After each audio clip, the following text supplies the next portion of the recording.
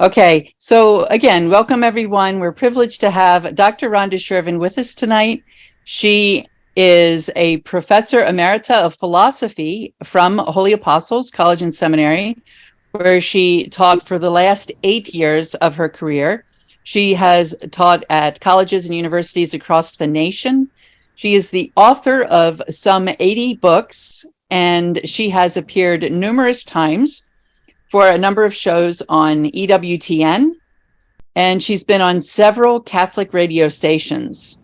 So Dr. Ronda Chervin is world famous, and we are so privileged to have her here with us tonight to talk about Taming the Lion Within, 5 Steps from Anger to Peace, a book that she wrote, published by En route Books and Media, and headed up, the publishing house is headed up by Dr. Sebastian Mahfoud, who's with us tonight as well. But let me begin then by asking Dr. Chervin, how did you come to write this book?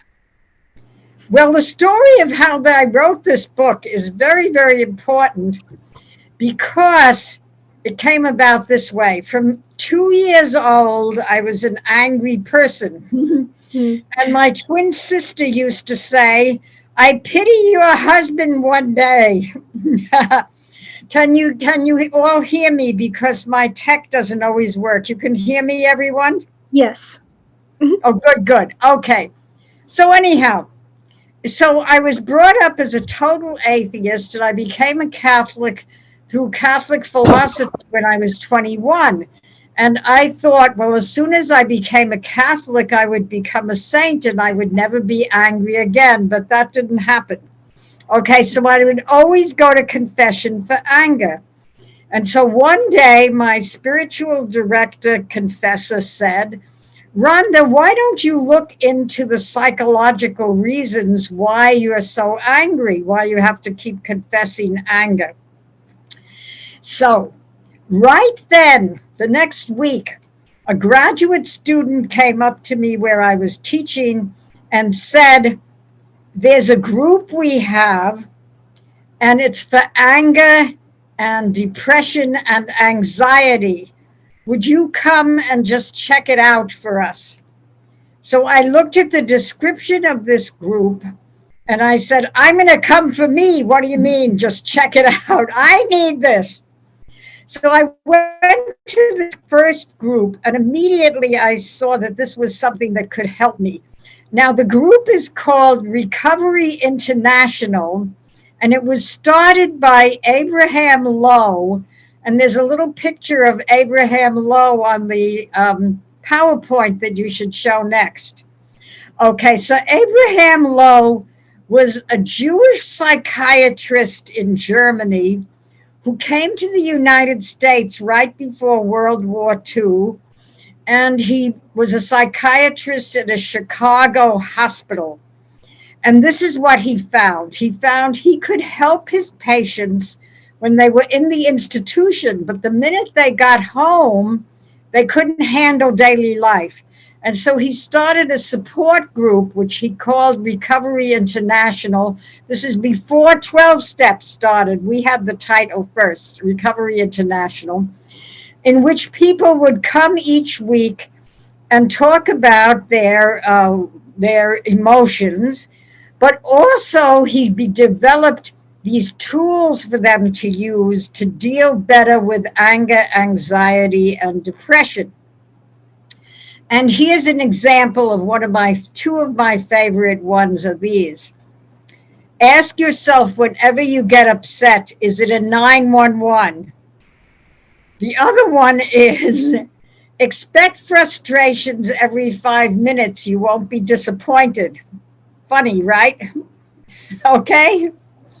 So I'm doing this system, and it's helping me so much that I went, as a result of being in this group every week, I went from 5 fits of anger a day. By anger, my type of anger was yelling at people. 5 fits a day to maybe once every 2 weeks. So I was thrilled. So I talked about this to all my friends who were angry in one way or another. But many of Catholics that I know don't trust psychology. So they wouldn't go to such a group, even though they were going to confession for anger all the time. So I decided, through the Holy Spirit convinced me, to write a book that would combine Abraham Lowe's wonderful tools and insights with Catholic spirituality. And I called the book Taming the Lion Within, 5 Steps from Anger to Peace. Now, if you put up, Dr. Marianne, if you put up the picture with the steps, okay. So these are the steps that I had.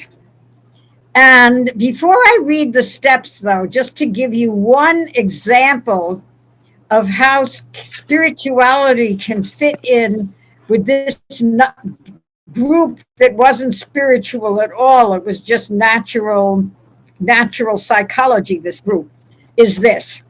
If we have unconsciously this paradigm for what our lives should be like, namely, I am the heroine of the drama of my life. You guys are secondary characters or cameos. A cameo is a walk-on. You guys are secondary characters, and everything you do and say should enhance my role. Well, if we have that attitude, then we're going to be angry every single day of our lives because other people will not do this for us because they want to be the hero or heroine of their lives. Whereas the great spirituality is God is the center of life, and we're in a circle around God trying to do his loving will with each other. Very different, eh? Okay, so you get the idea. So now, to talk about these different steps, the first step I have is admitting I'm an angry person. Now, you might think, well, that's obvious. Everyone who's angry admits they're an angry person. You know why not? Because many people think this way. Yeah, sure, I'm angry, but I'm only angry because everybody else is obnoxious. Get it? So change would be, the way to change is to force them not to be obnoxious by yelling at them. Okay. Now, but step 2 is identifying my type of anger. And there I have a whole set. Oh, these are these wonderful, okay, one of my daughters who's a programmer, computer program, she put up these wonderful pictures for each step. So you could put up the one for step 2, Dr. Marianne. Okay. Can you put up that one, the picture for step 2 of the lion? Well, maybe not. Okay, well, in any case. So there are 2 main types of anger, which is hot anger and cold anger. So I've been talking so far about hot anger. A cold, angry person is the type who doesn't yell at people at all, doesn't snap at people, doesn't make sarcastic remarks. They just totally get rid of someone. They say, I'm never speaking to you again because you did this to me. And for 40 years, they don't speak to a family member because they did this one thing 40 years ago. See, that's cold anger. Okay. And that's just as bad, actually. Okay. Now, step 3 is understanding anger. And here what I did, in step 2, identifying my type of anger, I have a whole bunch of questions that people answer, multiple choice that determines whether you're a cold or hot, angry person, okay? Now, not everybody is angry at all, by the way. There are people who are very rarely angry. That's very rare, but okay. But anyway, they're not going to buy the book, of course. So, okay, so now, Step 3 is understanding anger. For step 3, I read all these psychologists about anger, but I also have scriptures about anger. And then I also have views of theologians about. So Dominic says, I don't hear you, please. What does this mean? Dr. Marianne, can I be heard? What's happening? Eee! Okay, so I can hear you, Professor Chervin. Dr. Mafu, do you have some ideas? No, I can hear perfectly fine. Well, Father Dominic said he couldn't hear me. Father Dominic, can you hear me? All right, he can't hear me either. So this is a difficulty local to Father Dominic's computer. Okay. Okay, Ed Hale said to everyone she's loud and clear. Okay, I'll go on. Understanding anger. All right. So one of the important things in the theologians about anger is this. You can't control, Thomas Aquinas says, you can't control the angry feeling. What you can control is what you do with that feeling. Okay, and the main thing is that we shouldn't have disproportionate anger and disproportionate rage. So to rage about the fact that someone happened to say my name when I prefer my nickname, to rage about such a thing is obviously very disproportionate, see? But there's proportionate anger, which would be anger because of a great injustice. So it's right to be angry about abortion, say, or nuclear bombs. It's dropping nuclear bombs. That's right to be angry about, but it shouldn't be disproportionate, and it shouldn't take over your whole life as in all day long, all your spare time, you're looking at websites damning the people who are acting wrong. That can't be that's disproportionate. Okay. So then, now the part I want to concentrate before we get to questions, which you could ask at any time, by the way, is some of these things are called Taming the Lion Day by Day.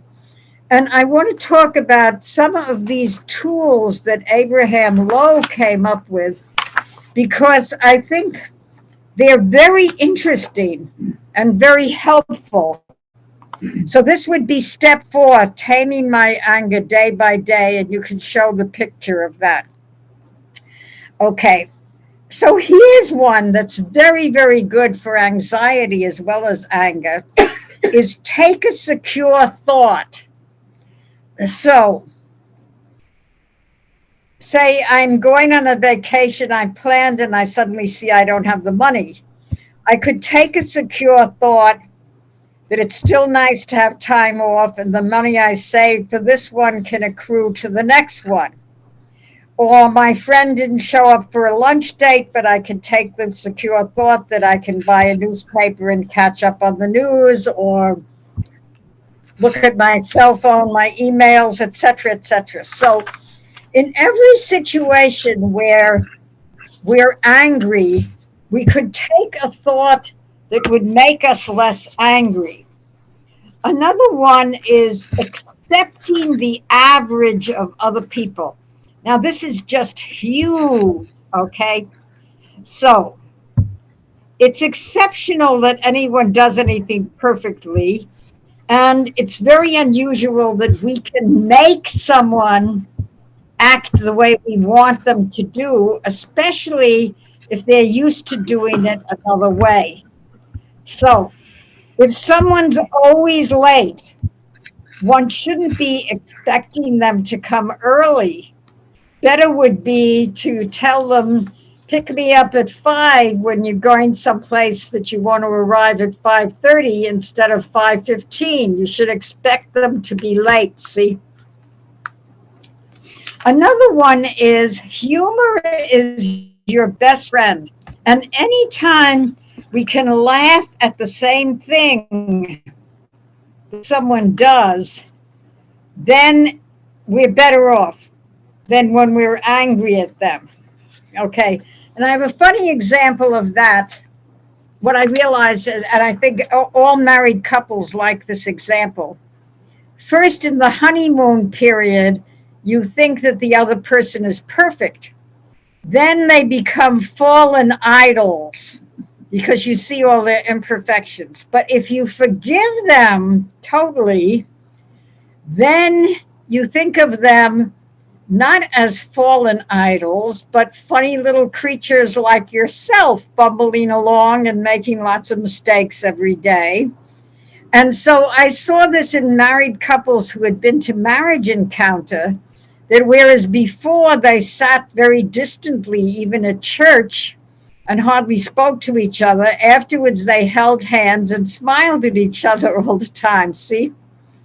So, but here's one that is just huge, and it took me 5 years of going to that Recovery International group to understand it. And it's the following. It says, anger is a form of symbolic victory. This is what this means. Okay, take an example. You're driving along the freeway, and someone's driving 10 miles above the speed limit dangerously. You feel frightened. Now, this is what happens. When someone curses that driver, even though the driver can't hear you, for the moment that you're cursing the driver, you feel powerful because you're damning them to hell. See? You have this momentary sense of power, even though it's only a symbolic victory. You haven't gotten them to stop driving badly, and they could still cause an accident. Get the idea? So if you look at this thing, anyway, you have to, so if you read the book, you'll get really into some of these little tiny tools. They're called tools, where if you think a certain thing, so if I think, okay, I'm angry at this person because I'm trying to get a symbolic victory, but I'm not changing them, then I would stop trying to get this symbolic victory. I would accept their average and work around it, see? So sometimes you can get someone to change, but you work around it, as in the example. You tell the person to come earlier if you know they're always late. You know, as simple as that. Okay. So that's an example of how these things go together. Now, then the last chapter, step 5, is the lion lies down with the lamb. And that's all the spiritual things you can do in terms of healing of memories of people you have trouble forgiving, of praying in depth. See, this is the basic thing about praying in depth. I put it this way. At the moment that you're looking at a gorgeous ocean with lights shining on the ocean, at that moment of bliss that you're looking at the ocean, nothing bothers you, right? Even if you came in a bad mood to that trip. So in the same way, when we're deep in the heart of Jesus in silent prayer, or when we go to the Eucharist, to daily Mass, and we're at the Holy Mass, and if we really concentrate on what the Eucharist is, the way I like to put it, by the way, is for many older people who can easily get to daily Mass but don't bother, I say, if Jesus wants to leap down through the hands of a priest into my body, should I be there to receive him? See? So if we really concentrate on who he is, then that just dissolves this angry, fretful, complaining spirit, see? So this gives you a pretty good idea of what the book is about, and people really seem to benefit from reading the book. And they also benefit a lot from joy, even though it's not spiritual as such. Recovery International, people can go to those groups, even not in person, but online or on emails, on websites, on Zooms. There are all sorts of ways of getting on this. And this is an international movement, Recovery International. So if you just Google search Recovery International, you can you can check out what these groups are like, especially since you're all in pastoral studies. I would check it out and go to a group for a couple of times just to be able to recommend it, even if you personally are not an angry person. Okay, thank you so much, Dr. Chervin. I appreciate your presentation. And I think there's a lot of good thoughts that you gave us, a lot of good insights into anger and the different steps of anger and the different issues that we have coming along.